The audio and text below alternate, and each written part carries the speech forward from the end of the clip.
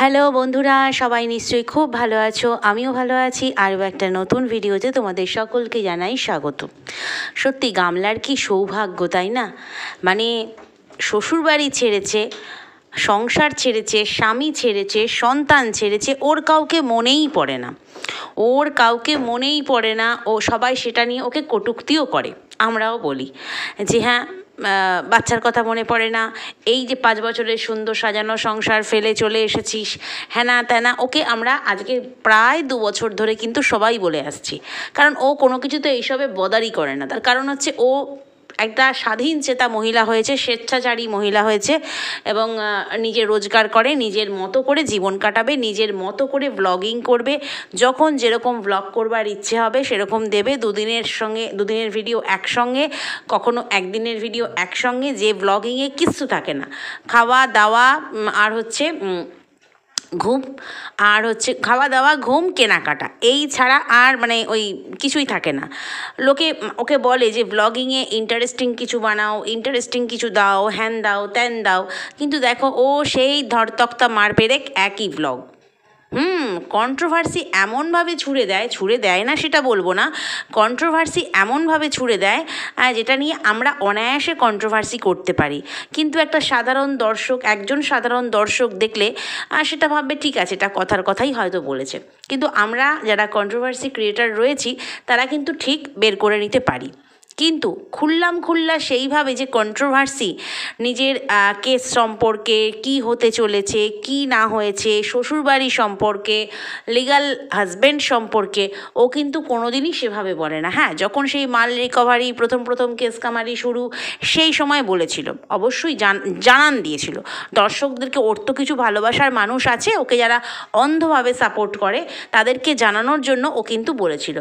তারপর থেকে ও কি করছে, ওর চালচলন কি হচ্ছে না হচ্ছে, কোর্ট কাচারি কতদূর কি হচ্ছে, ও কিছুই বলে না।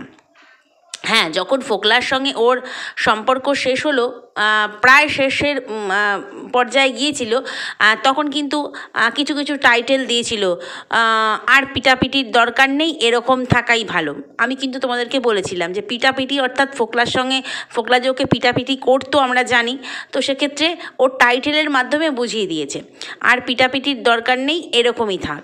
তো সেক্ষেত্রে ও আংটি দেখিয়েছিল, সোনার আংটি ওর মা নিয়ে এসেছিল, সেই আংটিটা দিয়ে বলেছিল যে আর পিটাপিটির দরকার নেই। আংটি পিটিয়ে নিশ্চয়ই বড় করা যায় না, ওর আংটিটা ছোট হচ্ছিল বলে এই কথাটা বলেছিল, কিন্তু আসল মোদ্দা কথা, তার মধ্যে ইনার মিনিং কি লুকিয়েছিল সেটা আমরা সাধারণ মানুষ দেখলে হয়তো বুঝতে পারবেন। ওই যে বললাম, আমি তোমাদেরকে বুঝিয়ে দিয়েছিলাম যে কি হতে চলেছে। তো পিটাপিটি ও খেত, এভাবে দূরে থাকাই ভালো।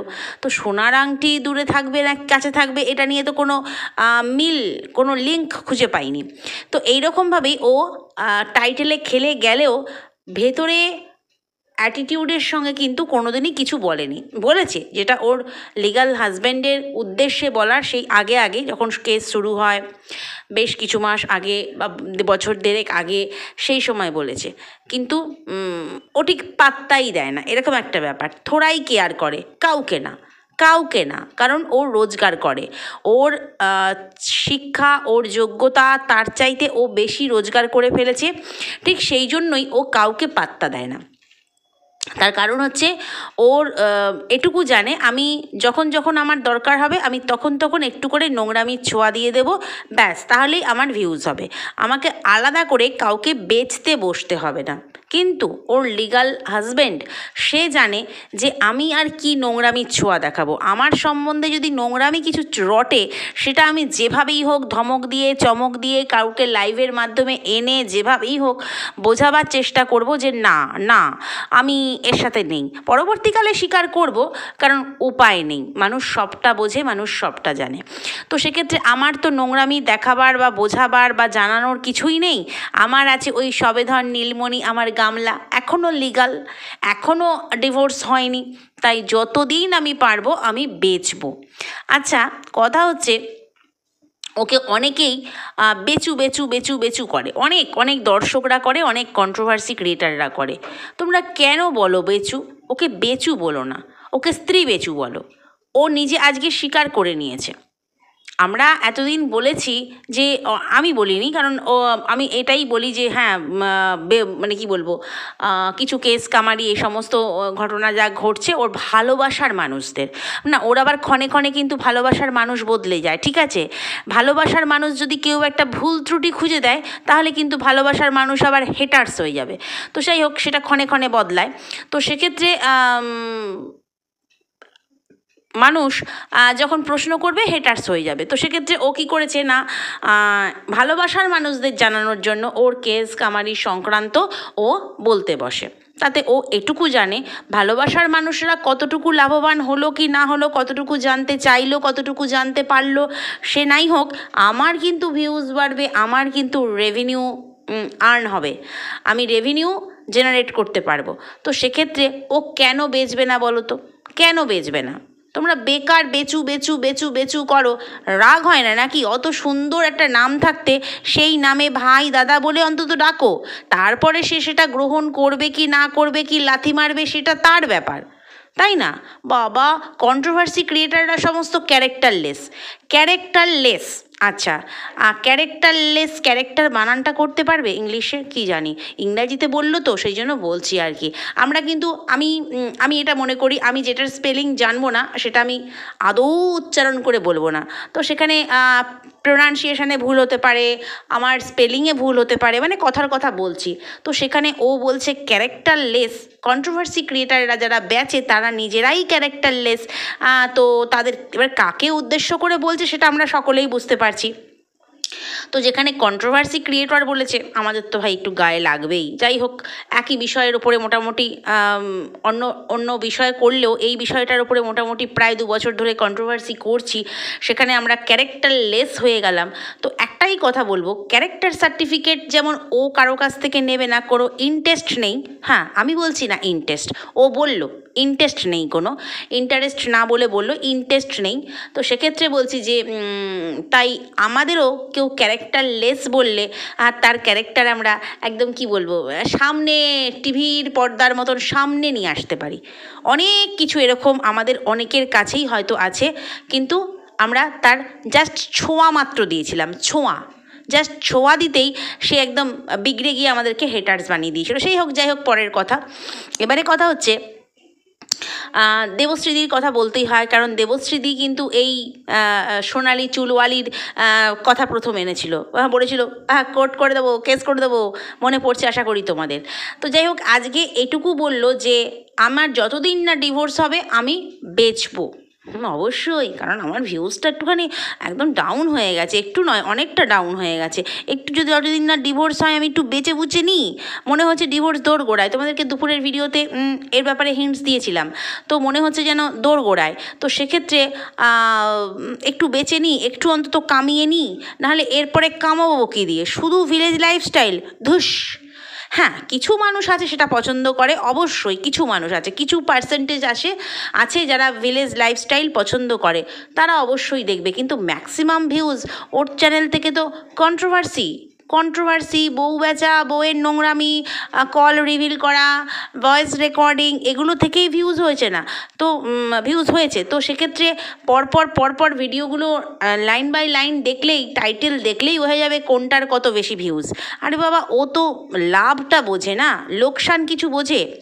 আচ্ছা, যাকে আমি সংসারে নেব না, যে থুতু ফেললেছি সে থুতু আমি চাটবো না, অথচ সেই থুতুটাকে নিয়ে বাটিতে বসে আমি রোজ দেখাশোনা করব। ইস, ছি ছি ছি। তো কেমন একটা লাগে আর কি। কারণ বললাম চাটবে না, কিন্তু থুতুটাকে হাতে নিয়ে ঘুরিয়ে ঘাড়িয়ে, বাটিতে নিয়ে ঘুরিয়ে ঘাড়িয়ে দেখবে, ঠিক সেই রকম।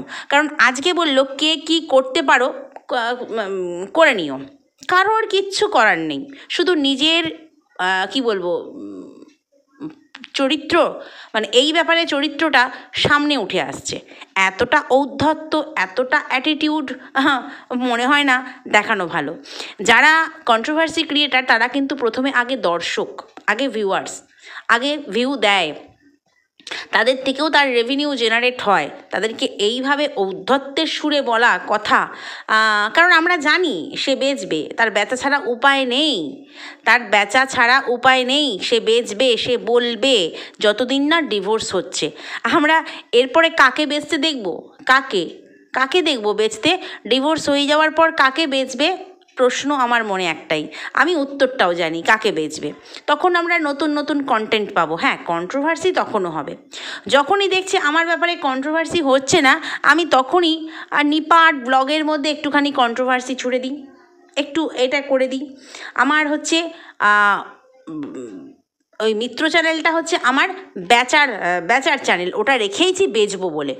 তো এরপরে যখন ডিভোর্সটা হয়ে যাবে, এই চ্যানেলটা কি চলে যাবে, মানে ডিলিট হয়ে যাবে? ওটা তো বেচার চ্যানেল, তাহলে এরপরে ওই চ্যানেলে কাকে বেচবে? হ্যাঁ, ছেলে আছে, অসুবিধে নেই, কিন্তু তারপরে ছেলে তো সবাই দেখছে, সেটা ভালোবেসেই মানুষ দেখে, বাচ্চাটাকে সবাই ভালোবাসে। প্রথমত হচ্ছে ওর জন্মের আগে থেকে অনেক মানুষ ভিডিও দেখে, ওকে চোখের সামনে জন্ম হতে দেখেছে, একটু একটু করে বড় হতে দেখেছে, তাই ভালোবাসা। আর দ্বিতীয়ত অনেক মানুষ আছে মা চলে গেছে, কচি বাচ্চা, সেই জন্য ভালোবাসে। কিন্তু শুধু ছেলে বেচলে কি সেই রকম ভিউজ হবে? মানে এরকম একটা আমার মনে প্রশ্ন আসছে। তাহলে সেই চ্যানেলটা কি আর থাকবে না? সেটাও প্রশ্ন আসছে, কারণ শুনতে পাচ্ছি ডিভোর্স খুব তাড়াতাড়ি হতে চলেছে। তাই ডিভোর্সের আগে এখনও বউ বেছে নেবে, অসুবিধে নেই। তো মানে প্রতিদিন কিছু না কিছু বলবে, ধামাকাদার খবর, সুখবর, হ্যানা ত্যানা কিছু না কিছু বলবে। কিন্তু এরপরে কি চ্যানেলটা সত্যিই আর থাকবে না? চ্যানেলটা সত্যিই ডিলিট করে দেবে? কারণ বেচার কিছু থাকবে না তো। তাহলে কাকে বেচবে? এরপরে কি বেচবে? তাহলে নেক্সট যে আসবে তাকে বেচবে? হ্যাঁ, এটাই মনে হচ্ছে, কারণ তখন তো ডিভোর্স হয়ে যাবে, কোনো সমস্যা নেই। তখন এখন বলেছে না বান্ধবী, নিজেই স্বীকার করেছে খুব ভালো বান্ধবী, তো বান্ধবীর থেকে তখন হয়তো লেভেলটা ওপরে উঠবে, মানে তখন বেচলেও অসুবিধে নেই, কারণ আইনের দিক থেকে আর কোনো ঝুট ঝামেলা থাকবে না। তো সেই জন্যই কি এত খুশি? শুধুমাত্র ডিভোর্সটা হবে বলেই কি এত খুশি, নাকি খুশি অন্যদিকেও ডগমগ করছে? কারণ তখন আর কোনো বাধা নিষেধ থাকবে না, কেউ বলবেও না, কারণ ওই যে একরকম মানে কি বলবো, মানে অ্যাটিটিউড দেখিয়ে বলে দেবে যে এই যে আমার জীবন, আমার ছেলের পড়াশোনা, আমার কি, আমার বউ, আমার বান্ধবী, যে যাই হোক না কেন আমার ব্যাপার, তোমরা কি করবে করে নাও, মানে কি ছিঁড়বে ছিঁড়ে নাও আর কি। না না না, আমাদের ছেঁড়ার কিছু দরকারই নেই, কারণ আমাদের সবটাই হচ্ছে কন্টেন্ট। তার কারণ হচ্ছে, হ্যাঁ মানে এই কি বলবো, সে যেমন বেচতে ভালোবাসে, আমরা আবার তাকে বেচতে ভালোবাসি, তাকে বা তার রিলেটেড কাউকে বেচতে ভালোবাসি। তার কারণ হচ্ছে কন্ট্রোভার্সি ক্রিয়েটাররা সত্যিই তাই, ব্লগারদের বেচেই খায়, এটাই নিয়ম। এটা নিয়ম, মানে কন্ট্রোভার্সি জোনে এটাই নিয়ম। কথাই আছে যে তোমার কন্টেন্ট আমার কন্টেন্ট, এটা হচ্ছে ব্লগারদের কন্টেন্টই হচ্ছে আমাদের কন্টেন্ট। আমাদের আলাদা করে কন্টেন্ট ক্রিয়েট করতে হয় না, মানে ক্রিয়েট করতে হয় বাট ভাবতে হয় না, ওখান থেকেই আমরা খুঁজে পেয়ে নিই, তাই আমরা ব্লগারদের বেচি।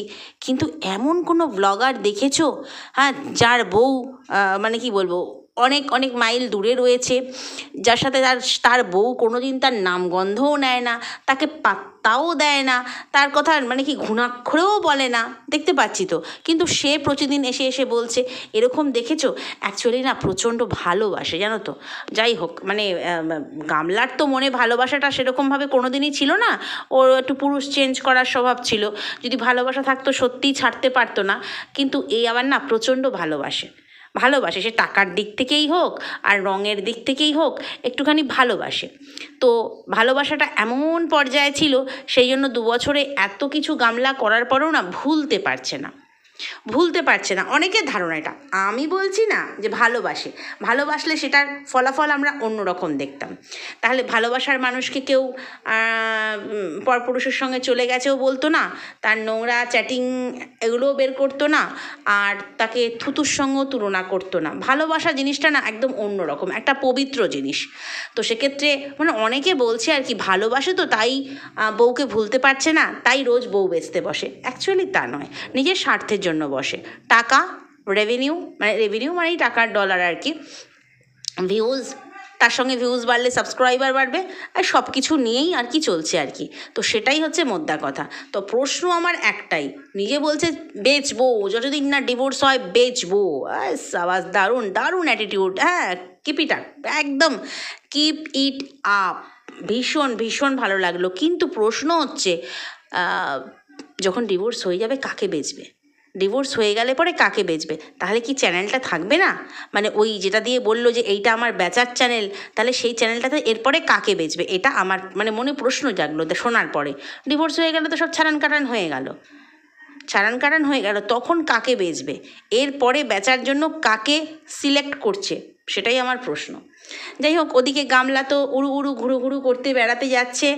আর ওর মাও দেখলাম, যেহেতু শাশুড়ি বাড়িতে আছে, এখন একটু অসুস্থতা দেখাচ্ছে সব ভিডিওগুলোতেই। শুরুতেই বলছে শরীরটা ভালো নেই, মাথা ঘুরছে, বেলা করেই উঠেছি, দেখি নিচে যাই কি হচ্ছে না হচ্ছে। এইটা দেখেছিলাম যখন ওই অমাবস্যার শাশুড়ি মা এসেছিল এর আগের বারে, আর তখনও কিন্তু দেখেছিলাম নাতনি আর শাশুড়ি ঠাকুমা মিলে রান্নাবান্না সামলেছে, আর উনি অসুস্থতার ভান করে পড়েছিল, দেখেছি আমরা। বলছে মুখে রুচি নেই, হ্যান নেই, ত্যান নেই, এখন অতটা বাড়াবাড়ি করেনি।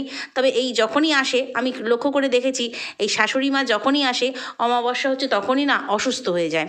বলে কিনা আমার শরীরটা খারাপ, প্রচণ্ড মাথা ঘুরছে, প্রেশার। এখনই যদি মেয়ে বলে কোনো 5 স্টার হোটেলে নিয়ে গিয়ে খাওয়াবো চলো, নাচতে নাচতে চলে যাবে। এই যে মুখে কত হাসি, চিকেন মাটন বাড়িতে হচ্ছে, হাসি কত মুখে, কিন্তু খাচ্ছে দাচ্ছে ঘুরছে ফিরছে সবই করছে, কিন্তু বলছে আমার শরীরটা ভালো নেই, মানে ঝোপ বুঝে কোপ মারা আর কি। তবে একটা জিনিস লক্ষ্য করলাম, অমাবস্যার কি বলবো, চ্যানেল থেকে আর কি, যখন ভিডিও হচ্ছিল, যখন বলছিল এই তো আজকে হবে মাংস আর লতি ভাজা হবে, সেই সময় দেখছিলাম ওর দাদা বৌদির কথা কাটাকাটি হচ্ছিল।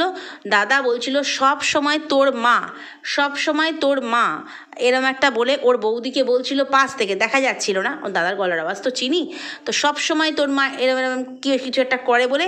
আমি বুঝতে পারলাম না কেন, তার কারণ হচ্ছে ওই তোমার সঙ্গে সঙ্গে বৌদিও উত্তর দিল।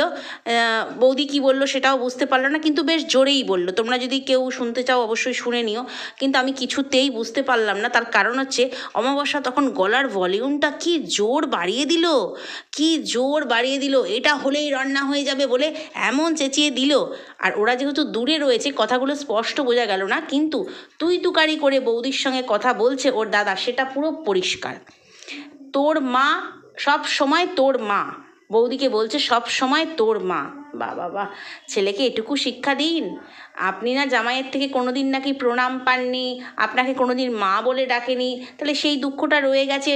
অমাবস্যাকে বলছি অন্তত সেই শিক্ষাটা দিন, অন্তত যেন ছেলে শাশুড়ি মাকে মা বলে, বউকে বলছে তোর মা। মানে তুই তুকারি চলছে, ঝগড়া চলছে বাড়িতে, আর উনি বুঝতে পারেননি, ক্যামেরা অন করে ফেলেছেন, এডিটিংটাও ভালো করে শেখেননি, ভাবলেন আমি নিজের গলার জোরটা একটু বাড়িয়ে দিই, তাহলে আমার ছেলে বউয়ের ঝগড়াটা আর বুঝতে পারবে না। যাই হোক, ওখানে তারপরে ভিডিও উনি কাট করেছিলেন, কিন্তু সেখান থেকেই ছেলে বউয়ের কথা কাটাকাটি, ঝগড়া বলবো না, কথা কাটাকাটি, সেটা কিন্তু পরিষ্কার স্পষ্ট এসে গেছে। তো যাই হোক, ওদের বাড়িতে যে হয়, এবং ওর লাইফা দাদা, যার কোনো ভ্যালুই নেই, খালি গায়ে সবসময় থাকে, তো মানে তার যে গলার জোর আছে, মুখের জোর আছে, সেটা অন্তত বোঝা যায়। নাহলে বোনকে যে মেরে, বোন হচ্ছে আদরের জিনিস, ঠিক আছে, তো বোনকে যে মেরে বাড়ি থেকে তারায় নিজের বিয়ের সময়, সেই যে বউকে অফ ক্যামেরা কী করে সেটা বোঝাই যায়, এবং বউটি যথেষ্ট ভালো সেটা পরিষ্কার বোঝা যায়। আর এখন দেখতে পাচ্ছি যে একাই ভিডিও করে, অমাবস্যাও দেখলাম একাই ভিডিও করে, বউকেও সেভাবে আর দেখায় না। তো বউ আর ছেলের পাশ থেকে কথা কাটাকাটির আওয়াজ কিন্তু পরিষ্কার শোনা গেছে। তোমরা অবশ্যই যারা দেখেছো ভিডিও তারা নিশ্চয়ই শুনতে পেয়েছো।